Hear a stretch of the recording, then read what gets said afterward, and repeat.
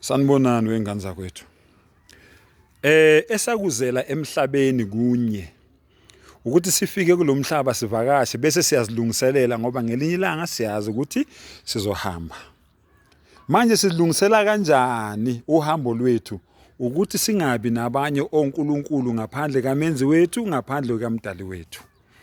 Yiloko nje kuphela bafowethu umlayezo esiyithumela abantu. La ilaha illallah Muhammad Rasulullah. Abantu abanye bayamvuma uNkulunkulu kodwa lesithunywa sakhe sokugcina bayasiphika. OkunguMuhammad igama lakhe.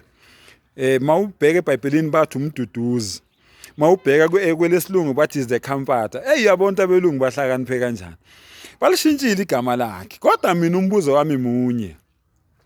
Njengoba igama lami nguLinda nje. Njengoba igama lami ngiwunhlakanipho nje. Njengoba igama lami ngumzwandile nje. Usungathi ke ulishintshele esilungwini uthi igama lami sekuwait. ULinda phela uwait ngesilungu.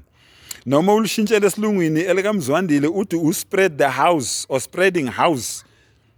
Ngolimi lika George usungalishintsha igama lami uliselapha. Noma uthi wisdom. Njoba ngunhlakanipho nje. Hayi bafowethu kudlaliwe ngathi.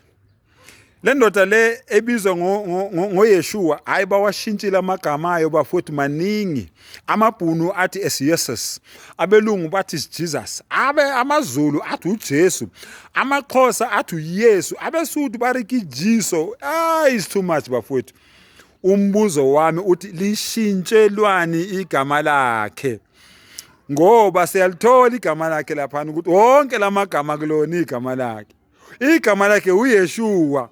La shintshelwani lelo gama lelo lanikezwa uJoshua. Yabona ukuthi abelungu basise kanjani. Bathatha igama lika Yeshua bayolinikeza uJoshua lo wayehola abantwana bakwaIsrael mangabe uMose esedlulile emhlabeni. Okuyusha igama lakhe. AkusuJoshua uYusha. Bathatha leli gama lelika Yeshua lo asebembiza ngoJesu. Bayolinikeza abani? Bayolinikeza uYusha. Bashintsha igama lakhe bathi uJoshua. Kudlalwa ngendle emnyama njalo. Indle emnyama ayiboni. Uthi umbuzo wami lishintshelwani igama lakhe. Angithi yabona. So naseBhayibhelini mawuthi uyafika lapha encwadini kaJohn, hayi uMuhammad badlalile ngaye.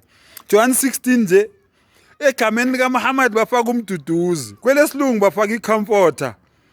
Angazi ke lesibhunu ngoba isibhunu angisazi ngasiboycotha kwasesikolweni ukuthi bafake bani kodwa ngiyazi ukuthi nakwelesibhunu balishintshile futhi. Angithi yabona mabehla futhi nayo leyo ncwadi le sebeyamshintsha futhi abasazi ukuthi uMuhammad bayamchaza ukuthi umuntu ozobe engayikhulumeli ngokwakhe kuzoze isambulo kuye akhazimula uJesu mabeqeda lapha bayamshintsha bathi umoya oyingcwele. Nkosi yami kanti kwakhala nyonini ngendle emnyama. Mawusohamba ke futhi uthi uyabuza kuthiwa umoya oyingcwele futhi ushembe ubuthathu bukaNkulunkulu. Hayibo kanti sendini futhi manje bafowethu. Uthi uyaya futhi kuLuka 4 uthola ukuthi futhi umoya oyingcwele waholela uJesu ehlane wafika uJesu walilinga usathi imubi futhi lo moya oyingcwele. Uthi uyafuna futhi encwadini kaLuka futhi bafowethu uthola ukuthi manje uJohane naye ukhandwa ngomoya oyingcwele futhi. NoJesu naye futhi ukhanda ngomoya oyingcwele. Bafethu kwakhala nyonini endlini emnyama ashintshelwana amagama abantu. Uyazi ngendlela amabhunu esisenga khona azashintsha ngesigama likaMdali uqobo lwakhe. Bashintsha igama lika Yahweh ngesiHebheru balisa kuJehova. Into engekho into engakazi bebikho. Bathatha uYeshua bakhanda igama labo from izithombe ezimbili esinye samaGreek esinye samaHindu. Bahlanganisa uYesus okuyisithombe samaGreek bahlanganisa noKrishna okuyisithombe samaHindu bathi Jesus Christ. Naka nayibona yaphi into enjalo bafowethu nathi siyaqhubeka siyakhonza. Hayi ingane zakwethu indle emnyama bafowethu limele. Hayi ningixoleleke ingane zakwethu mangabe futhi nginithinta emanonini ngokuthi nginivezelele amaqiniso. Mani ngangikholwa ingane zakwethu ngenani phela nani kuGoogle nithi nje what was the original name of God nizobona. uYahweh. What was the original name of Jesus? Nizobona. Ubani? uYeshua. Manje uJesus ubani bafowethu?